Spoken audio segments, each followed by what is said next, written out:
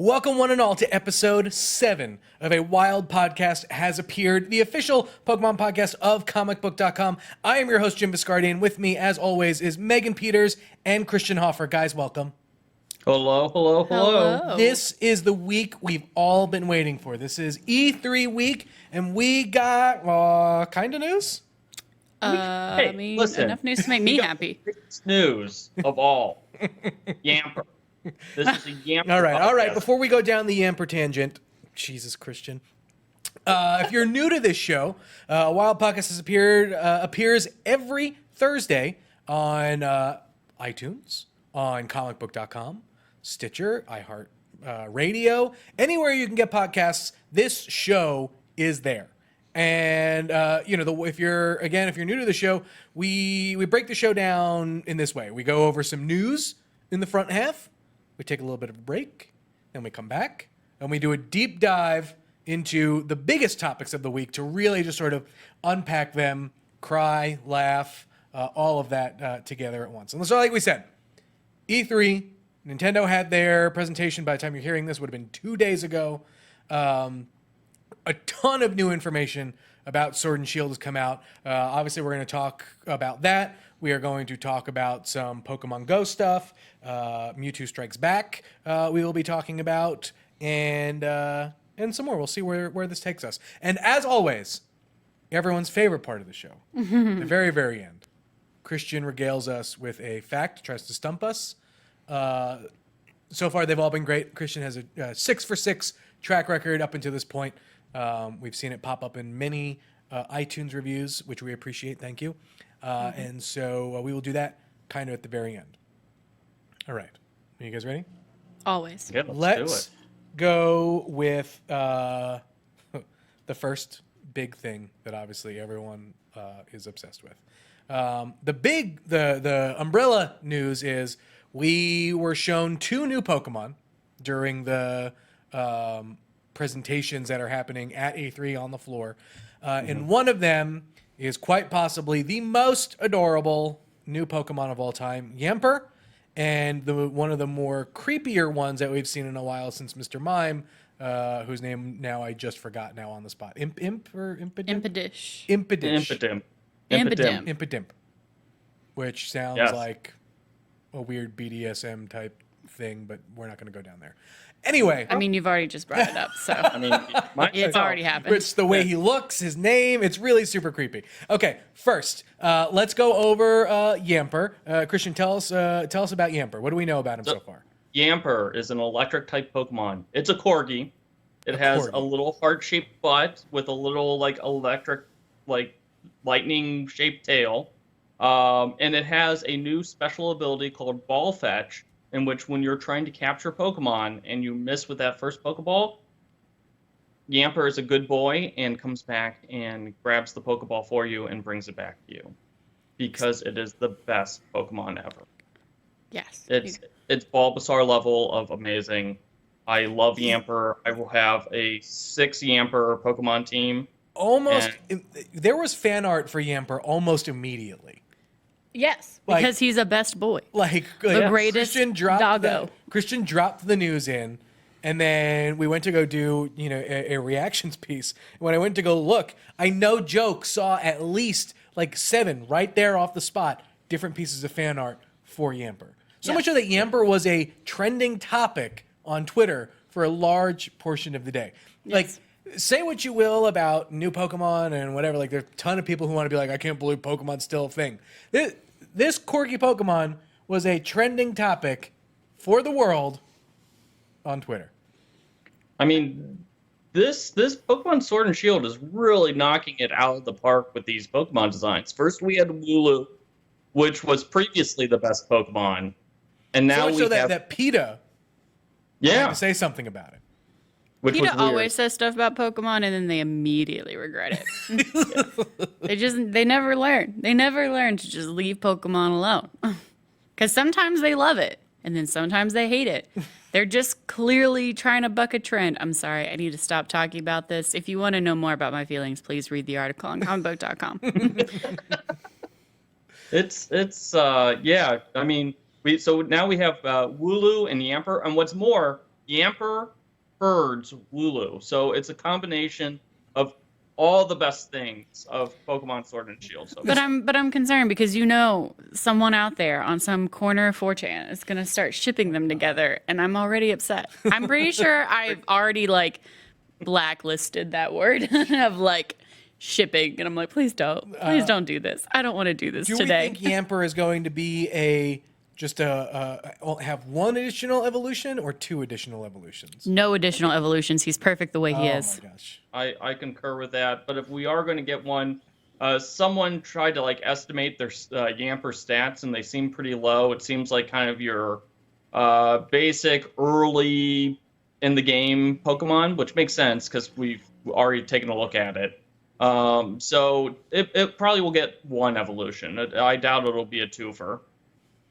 I love that the first discovery of Yamper was in a Dynamax raid.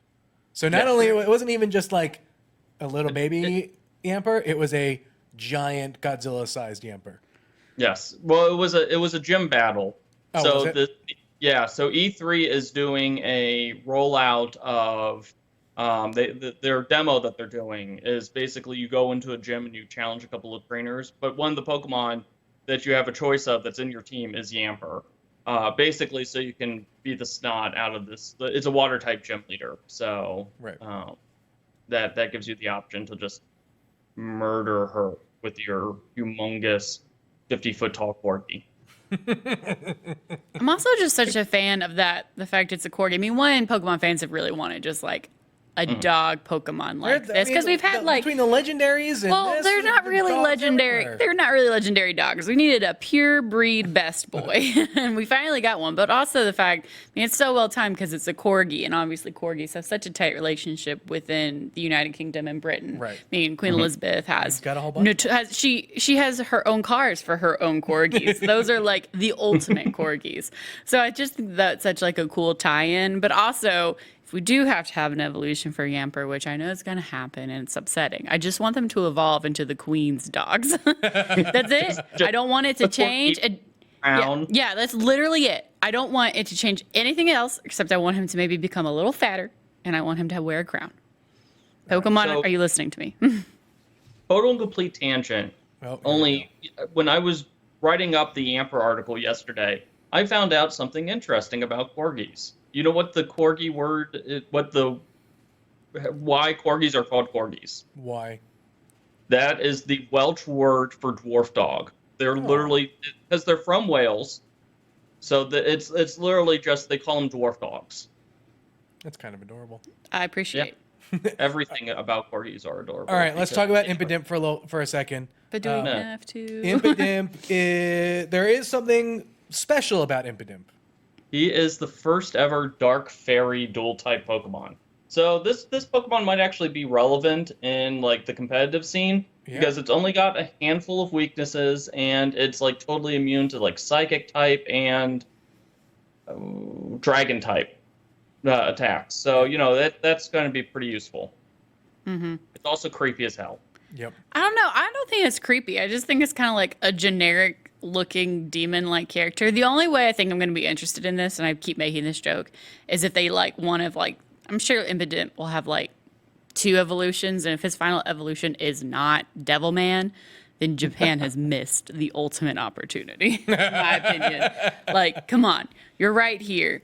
But we'll see. I mean, I think the type differentiation is interesting, but I also felt bad. Impidimp on any other day would have been like a good reveal, but he had to contend with Yamper. Yeah, that was unfortunate. It wasn't nothing. Nothing can compete with Yamper right now. So poor rip Impidimp right now. And on the Sword and Shield front, I know they mentioned that the Pokeball Plus will have some functionality there.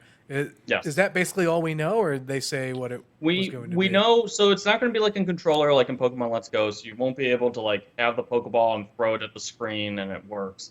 But you can transfer a Pokemon from Pokemon Sword and Shield into the Pokeball Plus, take it on a walk, and something good will happen.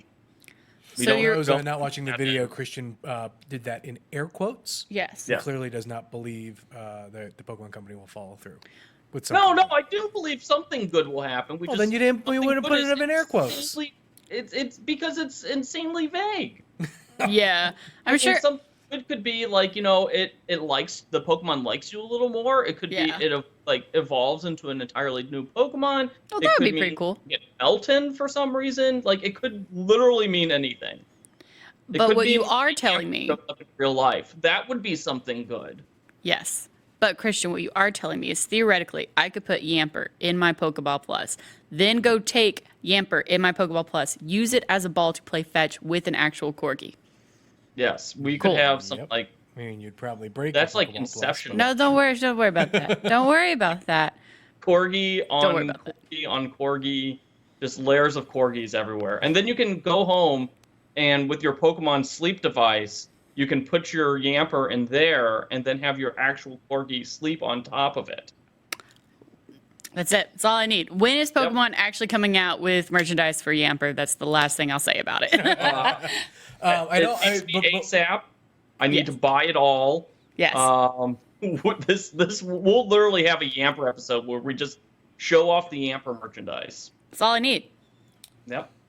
Before we get to, okay, I would like to get to like just sort of general impressions about what we saw during the presentation yesterday, because for one, I thought it was the easily the most gorgeous looking thing that I think we could have ever anticipated for a Pokemon game to be, which is great. But they also dropped a giant bomb yesterday that I wouldn't say has torpedoed a bunch of excitement, but definitely has put a damper on the possibilities that we, I think, initially were hoping the game to achieve. And that is not every Pokemon can come to Sword and Shield. I kind of assumed that. I don't know if I just maybe totally missed the boat when Maybe Pokemon hates fun. Home was first. I just didn't have faith in the Pokemon Company to do it, honestly, or Game Freak rather to make that kind of expansive character roster Pokemon. I wasn't surprised by it. I think Hoffer maybe be disagreeing with me, but I just that's not the impression I got when Pokemon Home was first announced. But I wasn't too surprised. Yeah, this will be the first Pokemon game that we've had in a while that you won't be able to access the full national Pokedex of Pokemon. That's why this is a big deal. I mean, even in Sun and Moon, while they didn't have the national Pokedex in there, once they got the game, the game wasn't initially compatible with Pokemon Bank, but once that happened, you could bring in every Pokemon species into the game. That's no longer the case, and that's the first time that something like this has happened in a long, long time. I think we're talking like 2002 was the last time that something like this happened. So, I mean, it's a big deal for a lot of people. I don't think it's as big of a deal for most people aren't going to like try to get all 900 or however many Pokemon species are going to be in there. But for those of us who are like true completionists, and let's remember, the core of Pokemon is gotta catch them all. You can't catch them all in this game. You can catch some of them. Yeah. What do you think is the reason, like, that they chose that for this iteration to not do it? Probably a development timing thing, I would imagine. Yeah, that's exactly what it is. They actually, Junichi Masuda, the director of Game Freak, kind of did some interviews about this.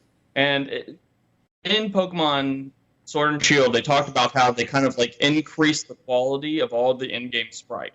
So all the Pokemon have like multiple facial expressions now. They don't just stand there. The animations are much more detailed, and we saw that in Pokemon Go. Yeah. So the problem is with the timeline and the fact that they couldn't delay this game miss the holiday season. I mean, Nintendo, I'm pretty sure, has a mandate. You need to have a Pokemon game every holiday season. Mm-hmm. Because of that timeline, we simply couldn't get all Pokemon species in there. And that basically seems to be the case. Now, hopefully, we'll get like patches or something like that where they add more Pokemon to the game as they, make animate sprites. But that they haven't said that, and there's no guarantee that will happen. But a lot of people are disappointed by this. Mm. Yeah. I mean, I imagine too. Also, like it probably has an effect on Galar region variants of other existing Pokemon and things like that. I don't remember if this was an official thing or a rumor I read, but like, is Farfetch'd one of them? Yes. Well, that's a rumor, which Right. we'll cover in a bit. That Farfetch will have some special things that go on in Pokemon Sword and Shield. That's the rumor, and we'll cover why that seems to be legit here in a bit. But yeah, Farfetch was mentioned, Meowth. I mean, we've seen 170 different Pokemon species so far in just the demos.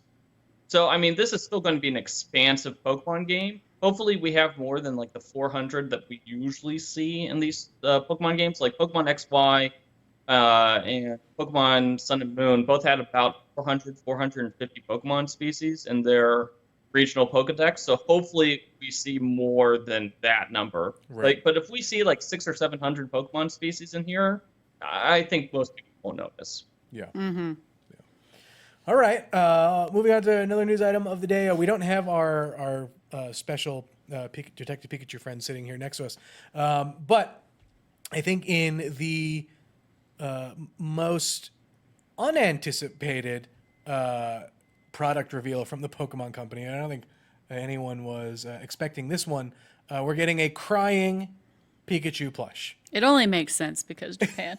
I love it. I know personally that I cannot wait to get my 4-year-old who loves Pikachu a crying Pikachu plush for when he's upset. I can pull out Pikachu and crying Pikachu and say, "Hey, look, Pikachu is upset as well." I mean, is there any other way to use that?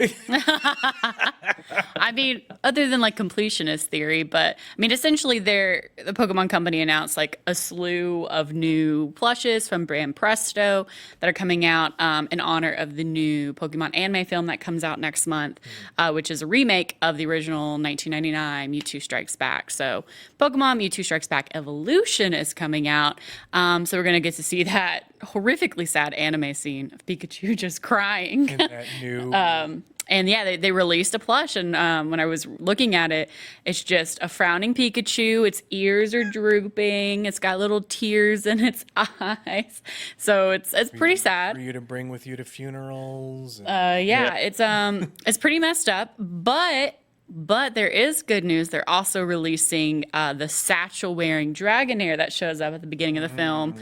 They're also releasing a Pikachu plush with the envelope that Dragonair gives away.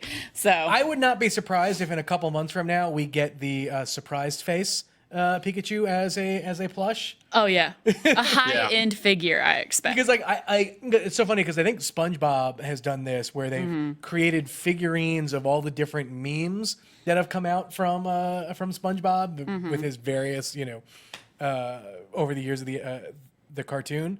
I would love to see a surprised face Pikachu. Yes. I use that meme so much that never has a meme like spoken to me so personally, like surprise Pikachu. You know, there's like one person at like the Pokemon Company in Japan who's holding out. Like every meeting they pitch it. Let's pitch it's like it. whenever projections start to get low, he is like, "I've got it, guys. This will save our quarter." Yes. Surprise face Pikachu. And then there's that one old man who's like, we can't do that to our little boy. But one day it will happen. But yes, crying Pikachu is now becoming a That's it. I plush. mean, they're going to look at the sales of crying Pikachu and be like, "We can do anything." Yeah, I'm already planning to order it as soon as I can.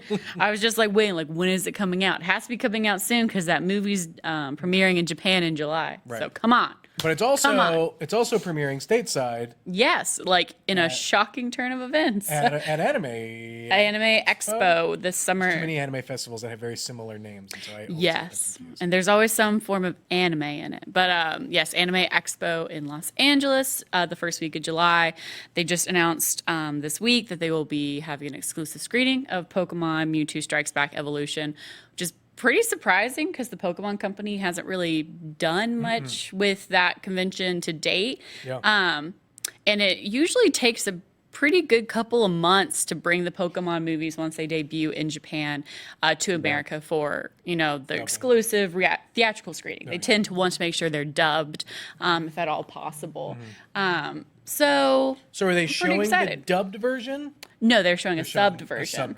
Yeah, so they will be showing the subbed version at the Anime Expo, which is huge. And the voice actors are going to be there, right?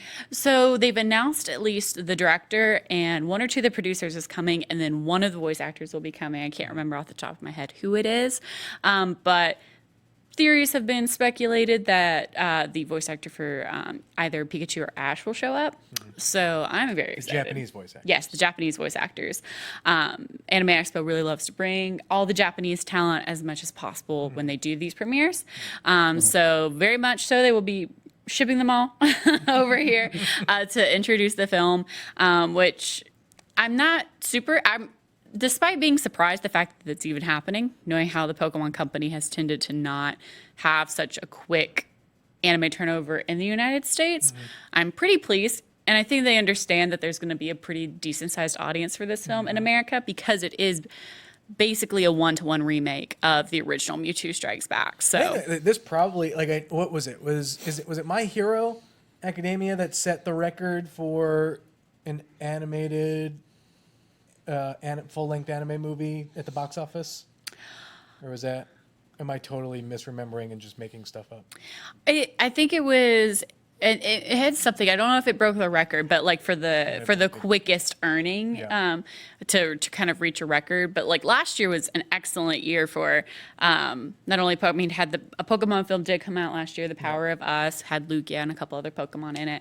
But in terms of just anime box office, there was also Dragon Ball Super Broly, and there was My Hero Academia 2 Heroes. So they also had premieres. They were very quick to come over to the United States. So I think the Pokemon Company is seeing that, especially because they did have more of a public promotion of The Power of Us when it came to the United States, having it in theaters. Is there a chance that Mewtwo Strikes Back has a bigger opening weekend than Dark Phoenix? Rip.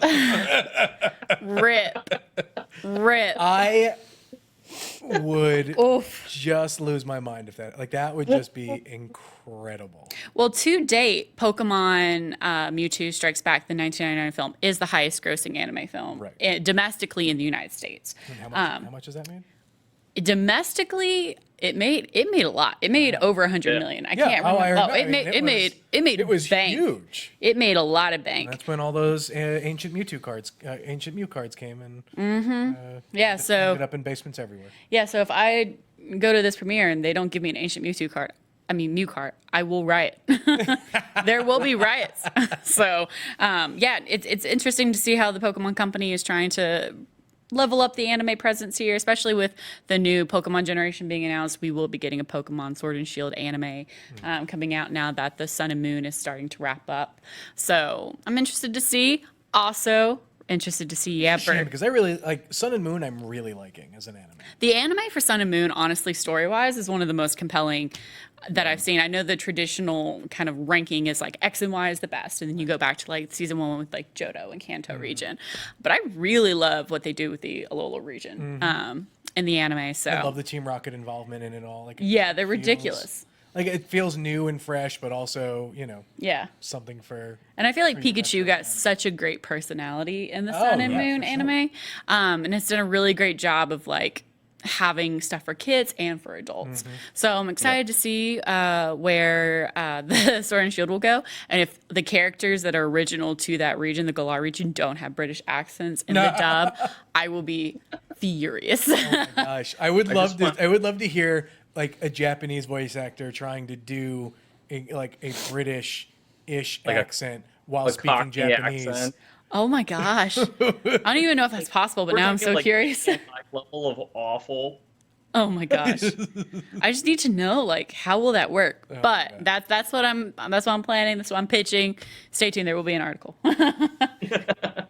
All right, before we get to our deep dive of more Sword and Shield stuff, we have a little bit of Pokemon Go news. So Christian, why don't you tell us what that's all about? So Pokemon Go Fest is this weekend in Chicago. Comicbook.com is not going this year. None of us got paid passes.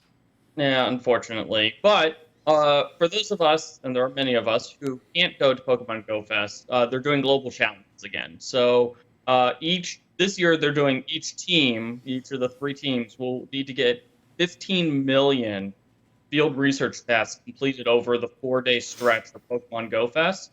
And then you unlock different bonuses. It's stuff like this first one, extra raid candy, extra hatch candy, half distance of egg hatches, extra catch candy, and we can unlock shiny versions of the legendary beasts, Suicune, Entei, and Raikou. And each of those will have a special raid day, kind of like what they did last year, where there'll be raids everywhere of that specific Pokemon species for like a 3-hour stretch, and you can try to capture and encounter a shiny version of that. Okay, Pokemon. So you pronounced that first one different than the way Megan pronounced it last We week. all pronounce it And differently. different than the way I admittedly pronounced it last week. So we need to decide.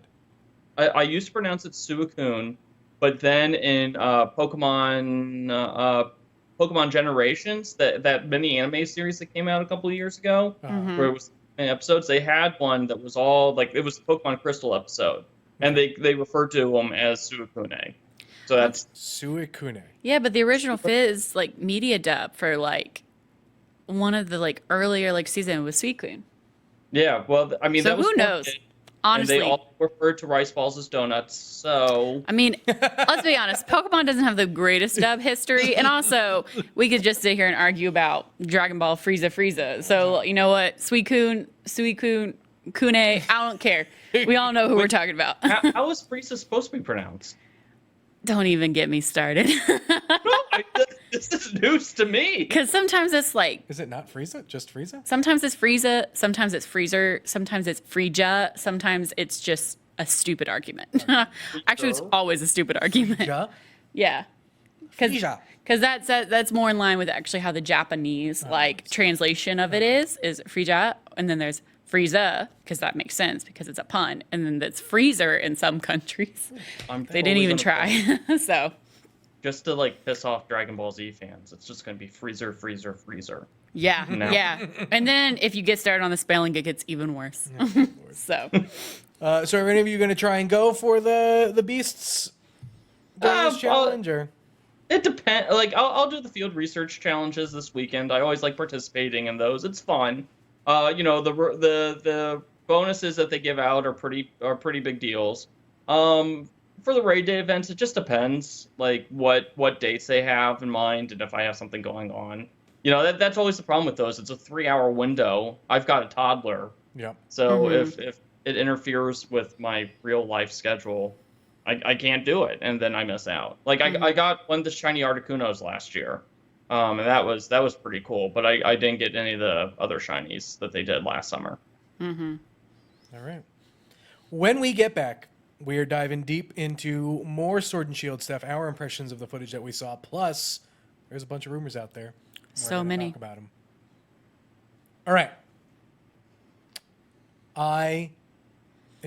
Given the news that we got last week, the news that we got this week, I am extremely excited for this game.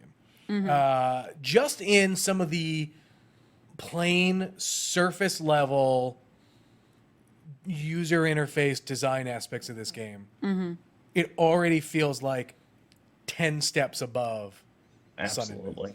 Yeah, it looks a lot cleaner.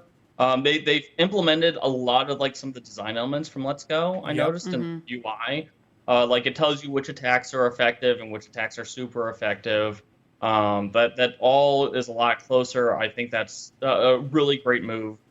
It looks just absolutely amazing. Like, I can't wait to play this on a big screen. Like, I love playing Let's Go on my giant television, but this game, in the way that, like, I thought we were just going to get an upscaled graphics version of Let's Go, and this is way beyond that, with just in the way that they play with depth of field and when you're walking around and stuff that shows up in the background and all of that stuff is just so phenomenal that it's just going to make it that much more of an engrossing experience, I think, that I don't think any fan was expecting. And for for us to be getting this, I'm just like, oh my God, give me this game now, please. I mean, we're getting dynamic weather. We're getting, the wild area looks like, it's you can tell they did like they saw Breath of the Wild. Crap. So let's talk about the wild area for a second. So they showed a bunch of wild area, play. So I may be confusing what they mean by wild, because I thought the wild area was just going to be one section of the map that was going to have the Pokemon, wandering around and stuff like that. Now, correct me if I'm wrong, is the wild area just every area in between cities? That's what I get the impression of. That seems to be the implication. They haven't... Basically what would be the routes are the wild areas? Yeah. And because at first they made it sound like, okay, this would be like one area that has multiple entrance points. Right, like I thought it was going to be like a Safari Zone type thing. Yeah. That seemed was kind of how they implied it would be, but during the demo they had like multiple names of places that come up, so it's like you're walking by such and such lake. Yeah. You're going by this forest or this plains. So, it definitely seems to be they've done away with the route system. So you're no longer going from Route 1 to Route 2. You're going to this location if you want to catch this Pokemon. And that's pretty cool. Yeah. I love that a lot. And it's huge. It looks so huge. Yeah. Yeah. That's the craziest part. Like it just genuinely, it looks so big, but not big enough that feels like you're going to spend 30 minutes walking from one city to the next. Like it still feels like it will be a relatively quick trip in between towns and stuff. But it is just so crazy expansive just from the looks of it all that I'm just like, oh man. I want to know what like the fast travel looks like with Corviknight. Like I want to know I want there to be like a mini game section where you could like steer Corviknight. But they showed Corviknight just like flying around in that area, and like we knew it was already going to be a big bird Pokemon. That thing is enormous. It is an absolute unit. It's huge. He's a big bird. I also want to figure out so Machoke in the game looks way bigger than Machamp looked in Detective Pikachu the movie. So I need to get a better understanding of how big these Pokemon are. He says like I think he's like 5 or 6 feet tall. I mean, he's a big dude. I mean, he could kick your butt. Yeah. And now chase you, which is the scariest thing. That is legit like, horrifying. You have this giant, like 5'11", or it's close to 6 foot giant Pokemon chasing after you. Like I saw in one video, they showed like a Steelix, just like roaming around on a thing. I'm like, my God, could you imagine getting chased by that thing? It would just be effing terrifying. Yeah. Like that was maybe my favorite thing that happened in Detective Pikachu. It showed like how scary like just a Cubone chasing you would be. Like imagine like a Machamp or like these like terrifyingly huge Pokemon coming after you. Like nah, man. It gives me way more respect for Ash Ketchum. Right. So I just looked it up. Machoke is 4'11" and weighs 155 pounds. So yeah, he's about the size of a fat teenager, or not a fat teenager. Right. That's mean. That's right. A larger, not scrawny teenager. Right. Yeah, no, I couldn't take him. Confirmed. Would run. All right. Also, did you know it could lift a dump truck with one hand? Sorry, every time I go to Bulbapedia, I start reading the Pokedex, and like it can lift a dump truck with one hand. Like it could literally, if it catches you, like pick you up and like just crush you into a city from the wild Just area. grab your head and just go pop. You dead. Oh yeah, you're dead. Like that's terrifying. So that's the M-rated Pokemon game we're gonna get one day, like Mortal Kombat. Just but Pokemon. just a Machoke just ripping your arms right off. Yeah, now that is something the Pokemon Company will never approve. All right, so let's talk about the leak that came out. Christian, why don't you walk us through some of the things there that happened? Right. So about a week and a half before last week's Pokemon Direct, I believe it was May 24th or May 25th.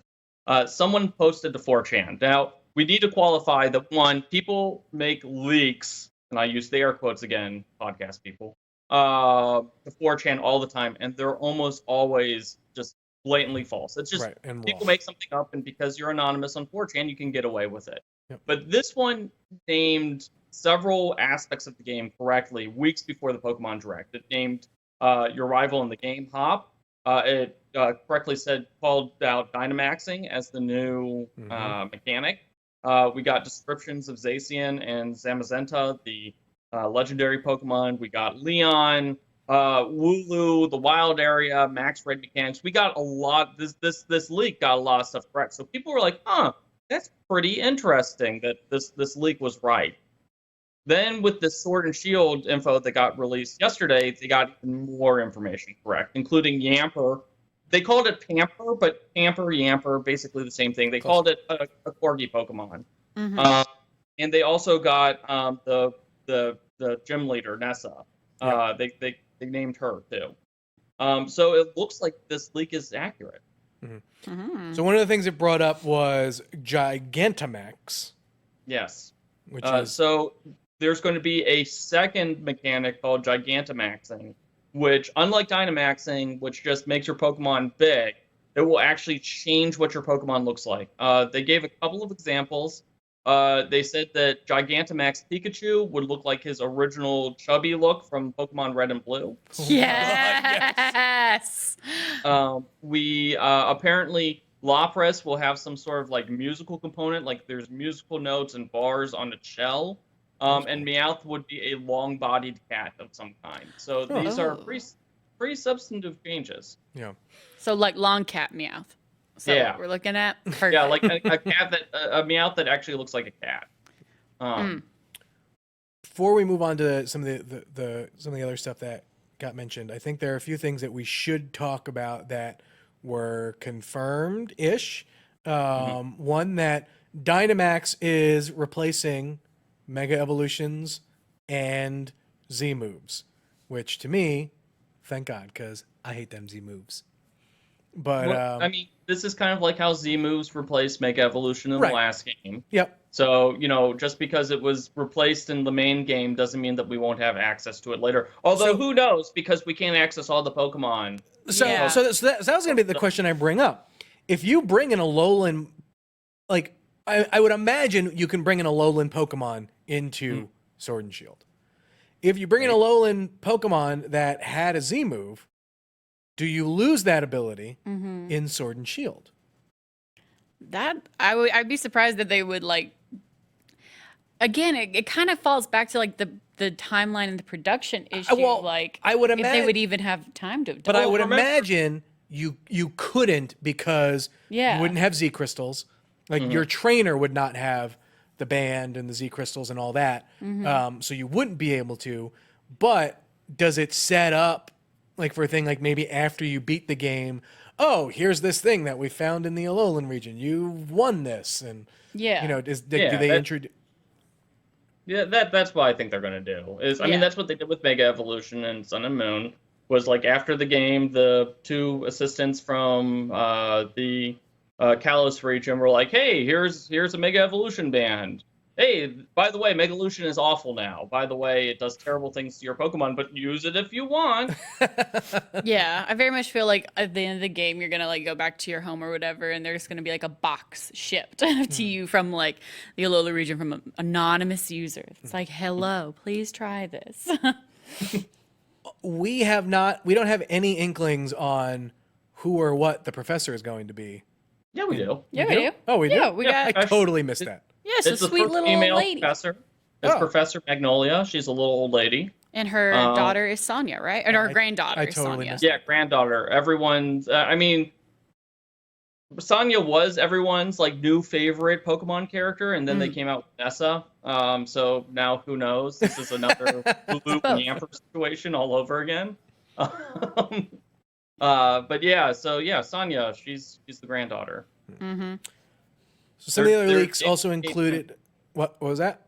Oh, they're investigating Dynamaxing. That's what the professors focus on.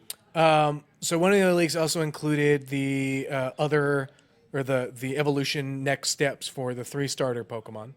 Christian, you want to walk us through what those were? So it looks like the Pokemon Company can't resist themselves anymore. We're going to get Scorbunny supposedly evolves into a firefighting hybrid, which I mean it makes sense. It's a rabbit that kicks. Oh, I mean that makes sense. That's kind of boring because that's I think what number 3. Yeah. We've had a lot of firefighting evolutions. Sobble is going to become James Bond, right? Or whatever the hell Linton turns out. Yeah, I can't remember the name now. Incineroar. Yeah, yep, there we go. Yeah, he's a Fire Dark, and then is he Fire Dark? He's not firefighting? Yeah. No, he's Fire Dark. Sure, he's a wrestler, but let's not give him the fighting type. Yeah, he's a heel. That's why he's a heel. Okay, fair enough. Anyways, but so Sobble turns into James Bond. Yes. Yeah, everyone's going to want to play a Sobble because it turns from a timid little millennial into James Bond. I mean, that's the dream right there. Right. And then Grookey becomes a giant gorilla with a wood drum, which I think we could have all guessed that. Monkey Stick becomes gorilla with a drum. So, yeah, those are the evolutions. Nice. And then what's more about this evil legendary Pokemon? Yeah, so they mentioned that we'd be getting an evil legendary Pokemon called Eternatus. There was no other information given. It could be something like kind of like Giratina from Pokemon Diamond and Pearl and Platinum, where Giratina was kind of presented as this like otherworldly force that's dangerous. Or yeah, we don't know much. The source of Dynamaxing. Maybe that would make a lot of sense. Or maybe that's why like the queen is still alive is because of Eternatus. Oh boy! So any of our British listeners are gonna come at you. I love the queen. I love the queen. Don't get me wrong. I'm a monarchist all the way because it doesn't impact me at all. But yeah, so that seems to be interesting, and it kind of ties into the villainous team. Seems to be more of a nuisance type team. Kind of, they're called Team Yell. They're apparently they're like fanboys and fangirls of somebody in the region whose name is Marnie. So if Team Yell is going to kind of be a nuisance, which was like Team Skull wasn't the bad guy of Sun and Moon, right? Yeah, they were there. But they weren't like the main bad guys, and so it would make sense that we have an evil legendary Pokemon, I guess. So like, will Team Yell primarily be responsible for making really bad online petitions? Is that the plan? Yep. They go around trying to get you to sign online petitions on their like Pokedex. Yeah. Oh, Bring gosh. back Firefly. Pokemon Company is getting too real. Nice. All right. So with that, we'll wrap up our Sun and Moon talk. Obviously, there's going to be a ton for us to unpack over the next couple of weeks. So, as more gameplay stuff comes out, they're doing interviews at E3 now, and those will start to inevitably roll out. And so, plenty of stuff to talk about. But I mean, even just what we've got now, speculation running wild. I'm excited. I know, there was a. I didn't see any negative-ish sentiment outside of the not bringing everyone over, but that's more of just a selfish thing than anything else. So ton of stuff to catch up on in the coming weeks. Poke Fact of the Week, Christian. Ba-ba-da-ba. Is it gory? Do I need to like brace myself? It is not gory. It is weird. Weird. Okay. This week we're going to talk about Wobbuffet. Ah, bless. So, Wobbuffet. So, Wobbuffet, we all know who Wobbuffet is. Where's his head located at? Oh, this one I think I know. It's the shadow, isn't it? It is, in fact, the tail. Yeah, it's never, the tail. You'll notice that the tail, which is black, it has 2 eye spots on it. And Wobbuffet never opens his eyes. What we think are the eyes. The little squinty things. Yeah. So while the Pokedex doesn't actually go out and say like, "Hey, its head is actually its tail," it does reference the fact that it hides in the shadow to conceal its tail. It doesn't whenever it has its tail attacked, that's the only time that Wobbuffet actually gets aggressive. And it also explains why Wobbuffet is basically a punching bag. Yeah, because it's like a decoy. It's a decoy, and so. the strong implication is that Wobbuffet's like actual brain and head is that little tiny tail with 2 eyeballs, and that explains so much about it. Yeah, so it's like one of those butterflies that have like the eyes on the wings, so you Yep. attack the wings and not. Mm-hmm. Huh. Yeah. Yeah. Oh, I'm like excited that I kind of knew this one. And I can't remember where it was, but I remember specifically someone saying that like the big blue body was basically like one of those inflatable punching bags and was supposed to be a decoy for the little black tail, which I guess I always thought was like it's supposed to be like a shadow of some sort, but it's more, I guess it's tail. Well, that's why Wobbuffet hides in the shadows to conceal its true body. Yeah. I mean, smart, but also dark. Wobbuffet's one of my favorite characters in the anime, so. Yeah. I like his little pre-evolution. Why not? It's just so. It's just like the cutest little thing, and I want to cherish it forever. All right. With that said, that wraps it. Does about. That about does it, and wraps up another episode of A Wild Podcast Has Appeared. As always, please, we love hearing from you guys. Hit us up on social media. We'll give you our handles in just a second. But the biggest thing that you could do to help this show to gain a larger audience is not only tell other people about it, because that's a great thing. Yes. But leaving us reviews on iTunes. I can't express this enough. Like we love reading them because they make us all feel good that we're doing something that you guys enjoy.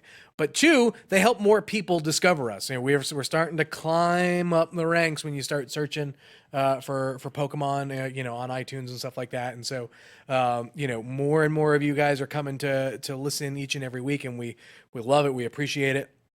So leave us an iTunes review. Have your friends leave us an iTunes review. Well, next week we'll probably go ahead and read some. If we read your review on the air, you will win a Comicbook.com t-shirt, which we will send out to you free of charge. Not even I have a Comicbook.com t-shirt. Yeah, so we should probably fix that. Wow. Write a review, Hoffer. Yeah, geez, where's your review, Hoffer? Stuff the ballots, man.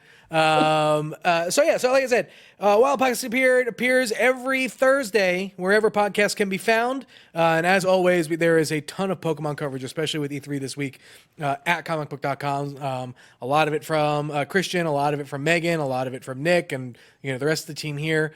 So check it all out to stay tuned. And that way, when you come back and listen next week, you will be totally prepared to bring your opinions to the table as you're listening. As we go through all of this stuff. So you can find me on Twitter at Jim Viscardi. I'm on Twitter at Megan Peters CB. And I am C Hoffer, C Bus. What's with the C Bus? Columbus.